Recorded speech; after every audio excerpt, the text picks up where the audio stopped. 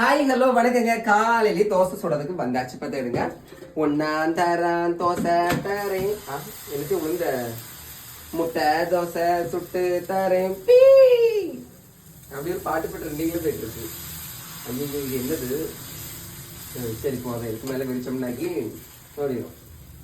ஒன்னாம் தரம் முட்டை தரேன், முட்டை அடிச்சு ஊத்தி தோசை தரேன். அடுத்தது ஏதோ ஒரு லைன் வர மாட்டேங்க, மறந்து போச்சு. அப்புறம் நம்ம ஃபர்ஸ்ட் செட்டில் ஆகிடுவோம்.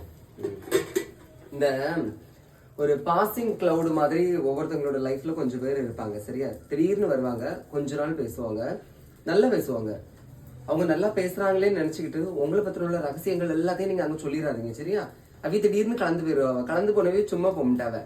நம்ம சொன்ன கதையெல்லாம் ஊரம்படம் போய் கொட்டை அடிச்சுக்கிட்டு இவன் இப்படி ஆக்கும் அவன் அப்படி ஆக்கும்னு சொல்லுவாங்க. அதனால இந்த பாசிங் கிளவுட அப்படியே பப்படம் மாதிரி பொடிச்சு போட்டுருங்க. ஓகேவா?